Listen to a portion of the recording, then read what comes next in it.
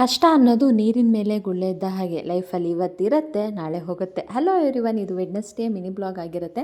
Morning ಬ್ರೇಕ್ಫಾಸ್ಟ್ಗೆ ಅಂತ ಹೇಳಿ ನಾನು ಸ್ವಲ್ಪ ಸ್ಟ್ರಾಬೆರಿನ ಕಟ್ ಮಾಡಿಕೊಂಡು ಓಟ್ಸ್ ಮಿಲ್ನ ಮಾಡಿದೆ. ಹಾಗೆ ನನ್ನ ಹಸ್ಬೆಂಡಿಗೆ ಅಂತ ಹೇಳಿ ಕಾಬೂಲ್ ಚೆನ್ನದ ಒಗ್ಗರಣೆ ಕೂಡ ಕೊಟ್ಟಿದ್ದೆ. ಜೊತೆಗೆ ನೀರು ದೋಸೆ, ಚಿಕನ್ ಸುಕ್ಕ, ಅನ್ನ ಹಾಗೆ ದಾಲ್ ಸಾಂಬಾರು ಕೂಡ ಪ್ರಿಪೇರ್ ಮಾಡಿದ್ದೆ. ಲೈಫಲ್ಲಿ ಕಷ್ಟ ಅನ್ನೋದು ಕಾಮನ್ ಬಂದೇ ಬರುತ್ತೆ. ಅದು ನೀರಿನ ಮೇಲೆ ಗುಳ್ಳೆ ಇದ್ದ ಹಾಗೆ ಸ್ವಲ್ಪ ಹೊತ್ತು ಇರುತ್ತೆ, ಆಮೇಲೆ ಹೋಗುತ್ತೆ. ಲೈಫಲ್ಲಿ ಹಾಗೆ ಕಷ್ಟನ ಸ್ವಲ್ಪ ಎದುರಿಸಿದರೆ ಮುಂದೆ ಒಂದಿನ ಸುಖ ಸಿಕ್ಕೇ ಸಿಗುತ್ತೆ.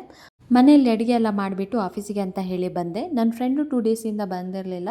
ಫೀವರ್ ಇತ್ತು, ತುಂಬ ಕೋಲ್ಡ್ ಆಗಿತ್ತು ಅಂತ ಹೇಳಿಬಿಟ್ಟು. ನನಗೂ ಕೂಡ ತುಂಬ ಬೇಜಾರಾಗ್ತಿತ್ತು. ಬಿಕಾಸ್ ನಮ್ಮ ಟೀಮಲ್ಲಿ ನಾವಿಬ್ಬರೇ ಗರ್ಲ್ಸ್ ಇರೋದ್ರಿಂದ ಒಬ್ಬರು ಬರಲಿಲ್ಲ ಅಂತ ಹೇಳಿದರೂ ಕೂಡ ಬೇಜಾರಾಗುತ್ತೆ.